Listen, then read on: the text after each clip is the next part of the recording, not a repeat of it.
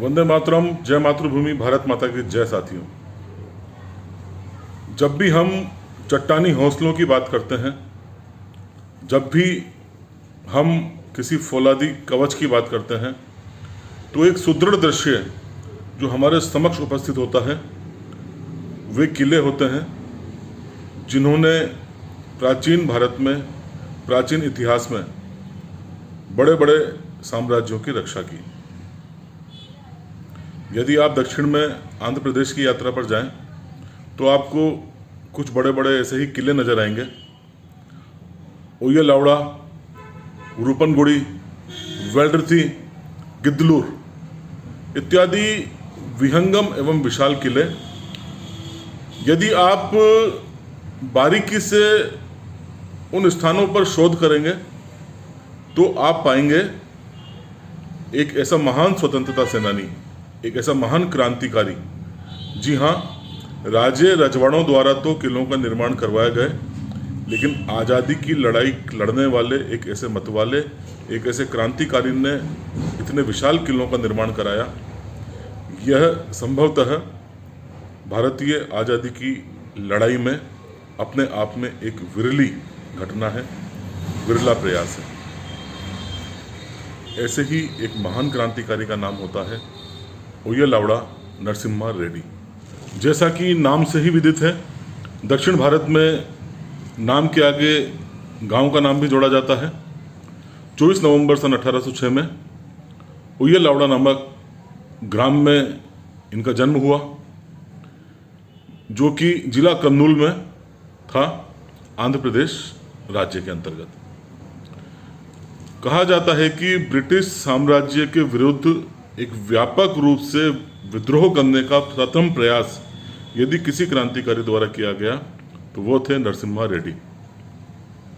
आप देखिए, एक सैन्य परिवार में इनका जन्म हुआ, स्वयं भी एक बड़े सैन्य अधिकारी थे, चाहते तो ऐशो आराम, विलासिता एवं संपूर्ण धाक से अपनी जीवन जी सकते थे।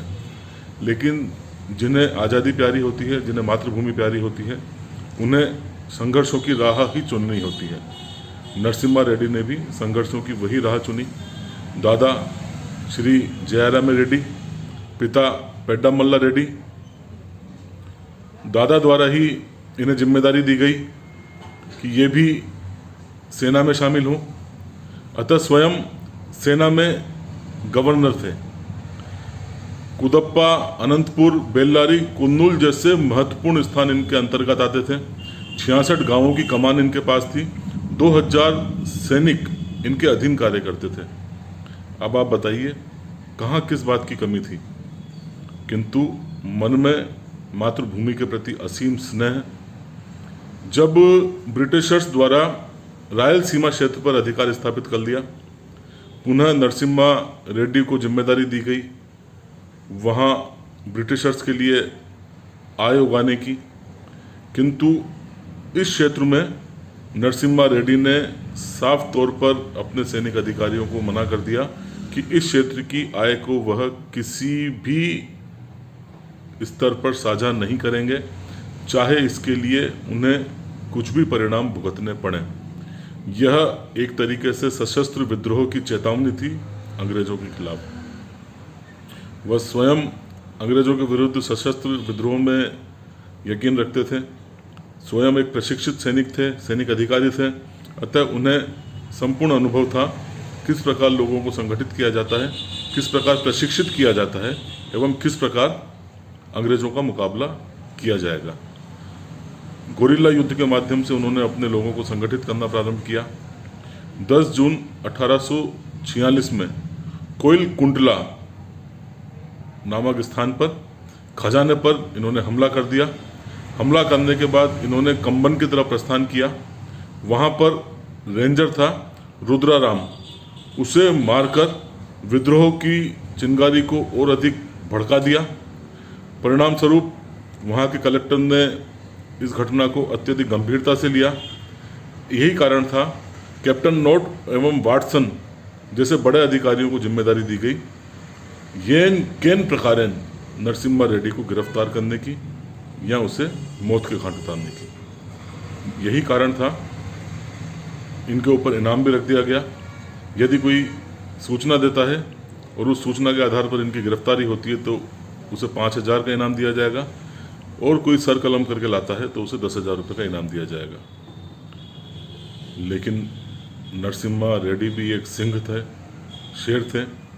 यह अंग्रेज़ों के इस प्रस्ताव प्रलोभनों से घबराए नहीं, उल्टा इन्होंने अंग्रेज़ों के ऊपर ही आक्रमण करने की रणनीति तैयार की एवं 23 जुलाई 1846 को नरसिम्हा रेड्डी ने अपने साथियों के साथ गिद्धलूर में आक्रमण कर दिया।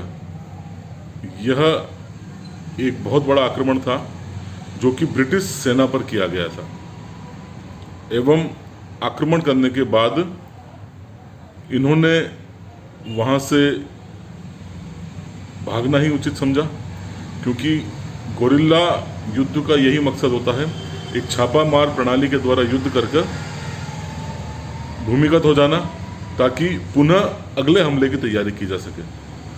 लेकिन इस बार अंग्रेज़ों ने अपनी छल कपट नीति चली, क्योंकि वो भी किसी न किसी प्रकार से इतने बड़े क्रांतिकारी को गिरफ्तार करना चाहते थे। अतः कदप्पा में इनके परिवार को बंदी बना लिया गया। जैसे ही नरसिम्हा रेड्डी को पता पड़ा, वह नल्ला मल्ला के वन क्षेत्रों में आ गए, क्योंकि वह क्षेत्र कदप्पा के करीब था। इसके बाद यह कोइल कोंतला गए। वहाँ पर एक छोटा सा गांव था, राम बाधुनी पल्ले, उसके पास जगन्नाथ कोंडा में यह घात लगाकर मौके का इंतजार करने लगे कि किसी न किसी प्रकार अवसर पाकर ये अपने परिजनों को छुड़वा लेंगे। किंतु अंग्रेज़ों को इनकी भनक लग चुकी थी, कई मुखबिर इनके पीछे छोड़े हुए थे। अतः 6 अक्टूबर 1846 को इन्हें कोइल कोंतला में रात के अंधेरे में गिरफ्तार कर लिया गया, एवं गिरफ्तारी के बाद इन्हें बहुत ही निर्दयता से इनको मारपीट की गई। इन्हें खूना खून कर दिया, लहू लुहान कर दिया गया, बेड़ियों से इनको बांधा गया। रोंगटे खड़े कर देने वाले दृश्य, इतनी विभत्स तरीके से इनको यातनाएं दी गई सार्वजनिक रूप से। 901 लोग इन्हीं के साथ गिरफ्तार किए गए। क्योंकि जब नायक गिरफ्तार होता है तो निश्चित रूप से सेना के हौसले पस्त होते हैं। सभी पर मुकदमा चला, 412 लोगों को बरी कर दिया गया, 273 लोगों को जमानत पर रिहा किया गया, 112 लोगों को दोषी ठहराया गया, जिन्हें 5 से लेकर 14 वर्ष के कारावास में भेजा गया। कई लोगों को काला पानी की अमानवीय यातनाएं सहन करने के लिए अंडमान निकोबार भेज दिया गया। एवं नरसिम्हा रेड्डी, इनके ऊपर राजद्रोह एवं हत्या का मुकदमा चलाया गया। एवं कोइल कोंटला जिला कर्नूल में सुबह 7 बजे 22 फरवरी 1847, जी हाँ वही सन जब देश आज़ाद हुआ, उससे 100 वर्ष पूर्व मातृभूमि का ये सपूत मातृवेदी के लिए, आज़ादी के लिए अपने प्राणों की आहुति दे रहा था। सार्वजनिक रूप से फांसी दी गई नरसिम्हा रेड्डी को। 2000 से भी अधिक लोग साक्षी बने इस सार्वजनिक फांसी के, अंग्रेजों की निर्दयी नीति के। इस प्रकार एक ऐसा महान क्रांतिकारी, एक ऐसा महान योद्धा जो आज़ादी की लड़ाई लड़ते हुए जिसने अपने प्राणों को सर्ग किया, आज़ादी के बाद निश्चित रूप से उनके बनाए हुए किले आज भी उतने ही ज़्यादा ऊर्जा का संचार करते हैं जितना उन्होंने वीरता का अपने जीवन काल में परिचय दिया। इनके जीवन के ऊपर एक फिल्म बनाई गई, सईरा नरसिम्हा रेड्डी, जिनमें अमिताभ बच्चन एवं चिरंजीव जैसे महत्वपूर्ण अभिनेताओं ने अभिनय किया। आप समझ सकते हैं कितना बड़ा आभा मंडल इस बड़े क्रांतिकारी का था।